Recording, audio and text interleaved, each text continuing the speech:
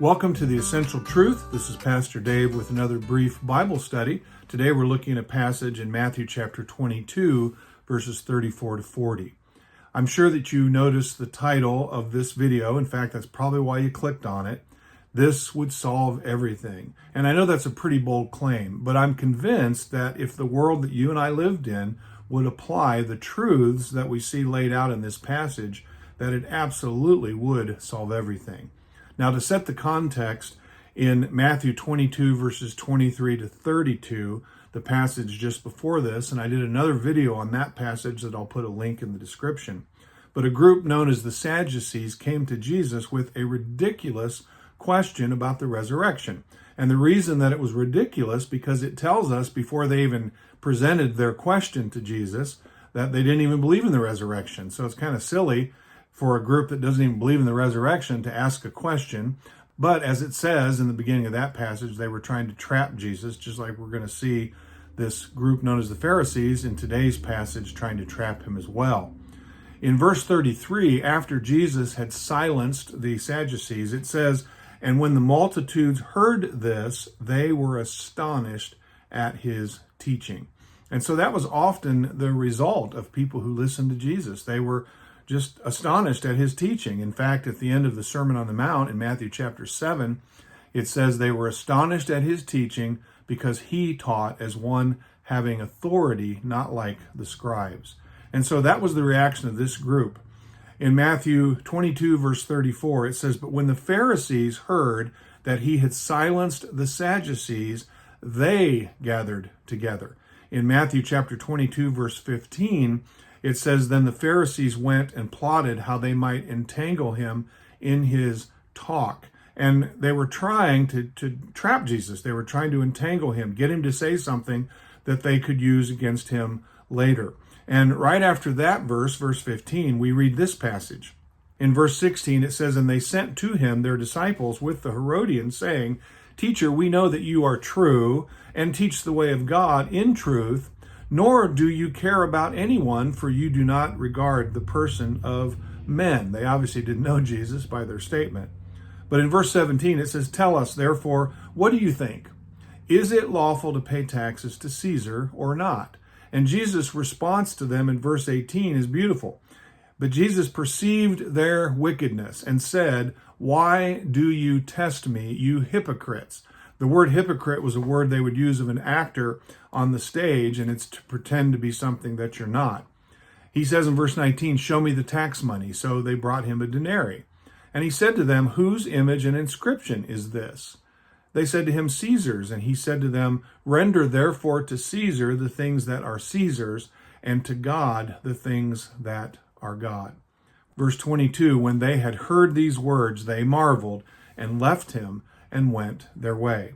So that's the passage that preceded the passage where the Sadducees tried to trap him. So now the Pharisees are going to take their turn. In verse 35, it says, "Then one of them, a lawyer," that was a scribe, that's an expert in the law, "asked him a question, testing him and saying," we see this over and over and over in the Gospels, where these different groups would come and they would ask him something, but it would say they were testing him or trying to trap him, as we know they were trying to do. But here's the question, verse 36, "Teacher, which is the great commandment in the law?" And literally that word translated great could be translated greatest. In fact, that's literally what they're asking. And we don't know what they thought Jesus was going to say. We know they're trying to trap him. Maybe they expected he was going to present some law that would go against Moses. That would be my guess. But what Jesus said was actually the correct answer. In verse 37, Jesus said to him, "You shall love the Lord your God with all your heart, with all your soul, and with all your mind. This is the first and great commandment." He's quoting Deuteronomy chapter 6 and verse 5, one of the first 5 books of the Old Testament, known as the Pentateuch, which was written by the human author, was Moses. And so Jesus responds by saying, and again, you have to break down these words here, "Love the Lord your God with all your heart." And that literally means your whole heart. Love God with your whole heart. Make him number one priority in your life. That would solve a lot of people's problems right there if they just made God their number one priority. Even folks that call themselves Christians, God is important to them, but in many cases, he's not the most important thing. So he says, love the Lord your God with all your heart, with all your soul, that's the innermost part of you, and with all of your mind. And when you think about, again, we think about our mind, that's where a lot of the evil comes from. We think it in our head and then we carry it out with our actions. And so he's saying, make God number one priority in your life with all of your heart, all of your soul, and with all of your mind. And this is the great or the greatest commandment. Then Jesus continues in verse 39, and the second is like it. You shall love your neighbor as yourself.